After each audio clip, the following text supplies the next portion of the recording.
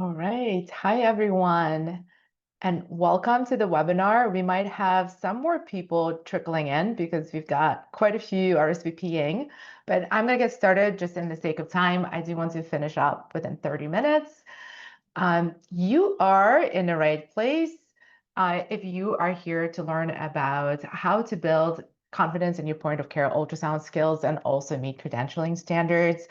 I also would like to introduce you to Lana, who will be supporting the webinar. If you want to ask any questions in private, just send her questions in the message. Otherwise, you can drop them in the chat and we'll do the Q&A at the end. I'm going to go ahead and start sharing my slides. Hold on a sec.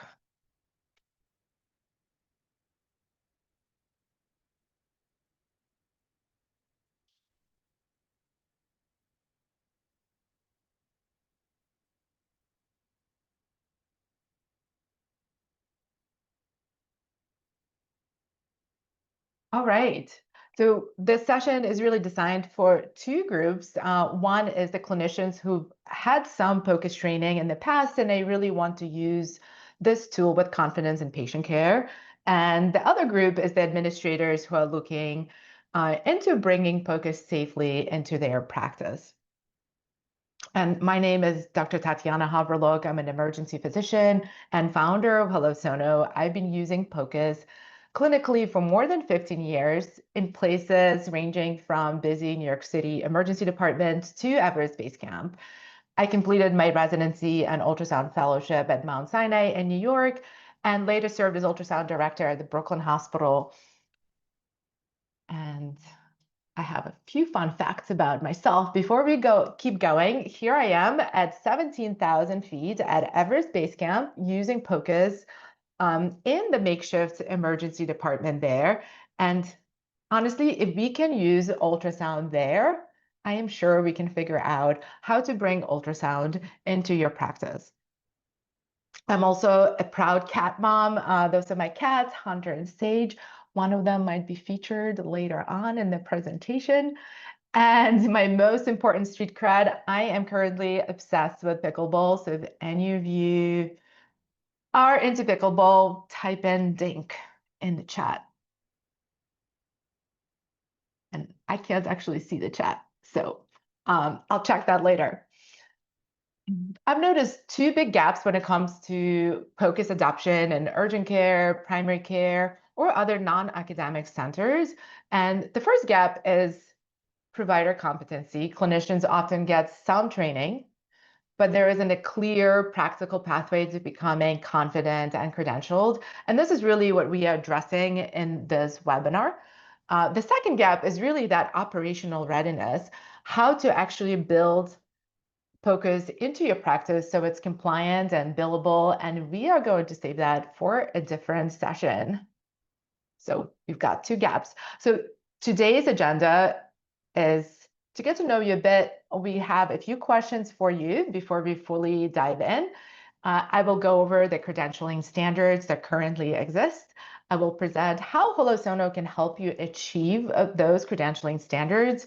We do have a special offer at the end and also some time for Q&A. And I really value your time, so I will wrap it up in the next, within 30 minutes, and I will be speaking at New York City speed.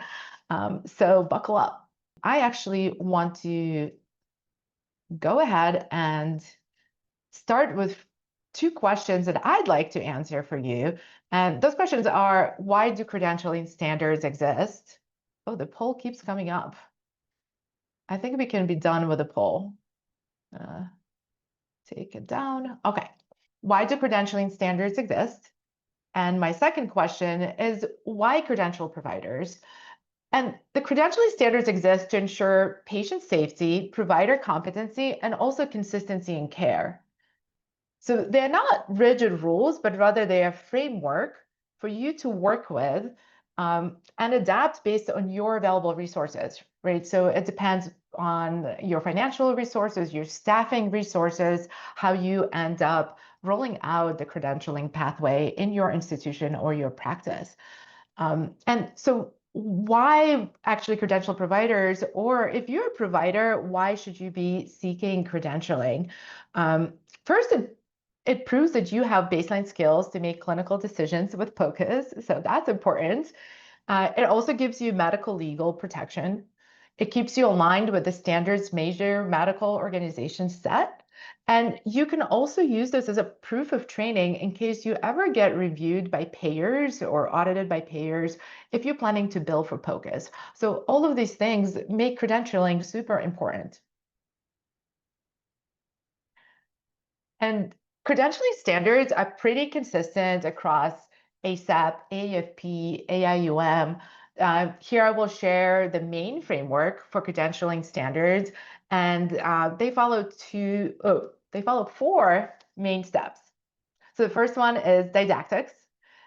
Usually that's online modules or courses where you learn the basics, and that includes ultrasound physics, knobology, meaning all the functions you have on your device and how to use them and adjust them, and also how to obtain the required views. And most importantly, is also how to interpret them and use them in your clinical practice, right? That's knowing those limitations of POCUS as well, and when it's appropriate to use it and when it's not. It's recommended to spend 4 to 8 hours per application. So that means if you're learning 4 different applications, say lung, cardiac, soft tissue, and DVT ultrasound, that means you're spending almost 16 hours on didactics, just learning the material. And your next step is that initial hands-on training. Typically, it's a 1 or 2 day course workshop with live models. However, depending on your resources, simulation is also an option for that step. And really remember that this step is critical because doing ultrasound is really a physical skill. So you really got to get that hands-on training initially. The third step is supervised scanning, and that's what I call the confidence builder. Really, the workshop gives you the skills, but confidence comes from knowing your scans meet the standards every single time. So there are 2 ways to get the supervised scanning. One, the ideal way would be having a preceptor, someone who's an expert POCUS user, who's there with you at the bedside, giving you feedback in real time. For most of us, that's not the case. We don't have such a person available. So we've got to rely on this retrospective exam review. And that's someone, an expert, reviewing your exams to give you feedback on the quality of your images and also on the quality of your interpretation. So ASAP and other medical organizations recommend a minimum of 25 exams reviewed for this and given feedback per each application. So if you're learning 4 different exam types, that would be 100 exams being reviewed and you're receiving feedback. By the way, for the procedural ultrasounds, it's less. It's 5 to 10 reviewed exams for procedural ultrasounds. And then finally is the assessment part. You really got to test out and see whether your providers, whether they can demonstrate competency, right? Proficiency in image acquisition and interpretation. Usually this assessment is done with a combination of a written test, maybe a QBank online, and also a report from this exam review process. All right, and we will share the slides with you guys earlier in the recording of the presentation, so feel free to take screenshots if you want, but we will get this to you as well. As with any procedural skill in medicine, maintenance of credentialing is required for POCUS credentials. And that typically includes, there are 3 parts. One is the ongoing education. So typically you want to spend 2 to 4 hours on POCUS learning per year. And that could be CME courses online. This could be refresher POCUS workshops. This could be if you have access to POCUS image review that would be participating in those image review sessions or maybe journal clubs, anything that increases your education in POCUS. And another important part is continued clinical use. So obviously, if you're not using POCUS routinely, you're going to be losing some of that skill, and you might need to get re-credentialed. So to maintain credentials, typically it's recommended to have to do at least 10 exams of the same exam type. So if you are credentialed in lung ultrasound, it's recommended that you do at least 10 a year to meet the basic maintenance standards. And obviously, it does depend on your practice and your patient volumes and the volumes of ultrasounds you're performing. So this is something that could be modified based on your particular situation and the protocols that you create in your institution. And then finally, there is this ongoing quality assurance piece. And this is really to maintain quality. It is recommended that 5 to 10% of all scans be reviewed by an expert. And this could be internal review, or this could be externally done if you don't have resources to do it internally. So if you are planning to design your own credentialing protocol following the guidelines that currently exist, these are some important sections to include in your protocol. First of all, you want to define the scope of practice. So which POCUS exams are permitted in your department, in your institution? Are you going to have core competencies in POCUS and then maybe advanced as well? So there are some decisions that need to be made to make sure that your providers are practicing within the scope that you establish. Then you want to delineate the training requirements, and that's your didactics and that hands-on training. How many hours are you going to request? Are you going to require? Are you going to have any internal courses happening that providers must participate in? Then you've got the supervised scanning portion, and that's that preceptorship and exam review. So how many exams are you going to require of your providers to perform and have reviewed before they can actually meet the credentialing standards and start making clinical decisions on the actual patients? And finally, that assessment piece as well. How are you going to test the knowledge of your providers? Is it going to be written test, QBank? Is this going to be the QA report from the exam review? And of course, you need to also think about the ongoing quality assurance process and the maintenance of credentialing requirements when you are building your protocol.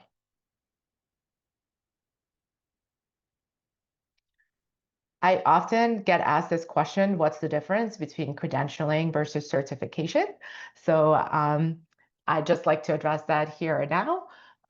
Number one, credentialing is an internal process, and it's based on your current resources and goals in your institution, in your department, in your practice. Typically, uh, the credentialing process is created based on national organizations standards like ASAPS, AAFP, but they are modified according to your institution. Certifications is something that's external, and there is a lot of variability on what they offer and how vigorous you are. So definitely do your research before you jump in to get any kind of POCUS certifications. They are not endorsed by ASAP and other organizations.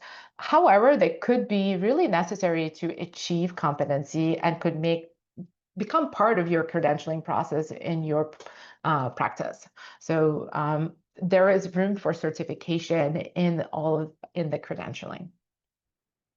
Two completely different things. One more question that I often get asked is also, how long does it take to get credentialed in POCUS? And honestly, the honest answer is really it depends. It depends on the type and number of scans you're learning.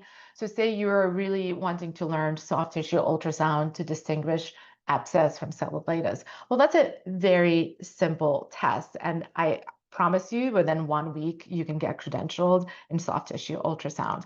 However, you can imagine it would be much different for cardiac ultrasound, especially if you are trying to learn some advanced features. So definitely the type of scan and how many scans you're learning at once is important. Do you have any prior ultrasound experience? Also, like providers' motivation, how motivated are you to get the skills and also your patient volumes? So I would say, to give you a ballpark, if you're learning 4 core POCUS applications, and that basically requires a minimum of 100 educational scans to be reviewed, it typically takes 3 months to 12 months to complete the credentialing process. 3 months for the people who are super motivated, they're at high patient volumes, and they're learning easier exams. 12 months for the opposite situation. So I want to summarize so far of what I've discussed. Credentialing does take time, but it's definitely worth it. And also with structured training and exam review, providers build proficiency and confidence to truly impact patient care. So both of these are really important, and I appreciate you all being here, learning about the credentialing standards. Um, I am going to move forward because I am wondering whether, now that I've presented these credentialing standards, are any of them feeling a bit out of reach? And I'm showing you my cat Sage, who's constantly reaching for treats. And, it might feel out of reach for some of you who don't have access to an POCUS expert at your practice, or you simply don't have the bandwidth to kind of pull a whole program together. And that's where I really wanted to tell you a bit about Hello Sono and kind of how we can help, and why I founded Hello Sono. So we do have a very simple way for you to get expert feedback on your scans to build confidence and also that credentialing ready portfolio. And the best part, we built it in a way that is inexpensive. It doesn't require extra software or subscriptions or new platforms to learn. It's really using the tools that you are already using in your practice. So this is the simple process we have. You scan, you then email us a de-identified exam. So you attach your images to an email, or you can just share a link. And in the email body, you will indicate your findings, so your interpretation. If you have access to a PDF report that's de-identified, you can just attach that and not write in the whole interpretation. After that, our experts, and they are all board certified physicians with ultrasound fellowship training, they will review your exams within 3 to 5 business days. And you will get an email with really structured, actionable feedback of how you can improve your scans. You will also get a rating on your scans from a scale of 1 to 5. That's standard. How good your image acquisition was, as 3 being the minimum required standard for an ultrasound image. And we have some bonus features as well with this exam review offer, and that's really that learners get personalized monthly report showing how many exams they've completed that month, how many were acceptable exams, meaning they at least got a 3 out of 5, and where they stand on the path to competency, right? How are they getting there now? Are they on track? And also, once you finish this program, you receive a certificate of completion that you can use for credentialing and documentation purposes with your organization. And for some of our offers, you also get CME. So I wanted to give you kind of 2 packages that we currently have going, and they're really geared toward individual providers or perhaps providers that are in an organization who's exploring POCUS, but they are not ready to do it fully as organizations. So some of the providers are getting credentialed and learning POCUS. So we have starter package and level up package. The starter package is perfect if you just want to get moving. It includes 10 expert reviews and a certificate of completion. And that comes at a very affordable $250. And then we have, most people go with this level up package, and this is really built to help you meet the credentialing standards. So you get 25 plus expert reviews, you get those monthly reports, you get CME credits with that, and also the certificate of completion. So that starts at $500. And now that you've kind of seen how this works and what's included in each package, This is the simplest way to get started. If you scan your QR code, or Lana will drop the link as well, you can just simply sign up and start building your credentialing portfolio and getting feedback. I do have our special offer for you as well. And we're running this free trial where you get to have 3 of your POCUS exams reviewed for free. So you get to try out the process and see how it could fit into your training and credentialing pathway. So you can scan this QR code, or we will also drop the link into the chat so you can try it out if you'd like. And for those of you who are wanting to explore beyond exam review, this link takes you to all of our links and kind of our everything page, where you can learn more about our services, try out ROI calculator. We have some downloadables like DVT clinical pathways that you can try out and explore. If you need more support, that's something that we can also offer, like a full comprehensive training and implementation support for your group. So to wrap it up, credentialing isn't quick, but it's necessary and doable. Our role is to simplify the path for you, giving you confidence and support you need. So now I'd love to hear some questions. I saw there was some action in the chat that I couldn't open, and I'll bring up that QR code again.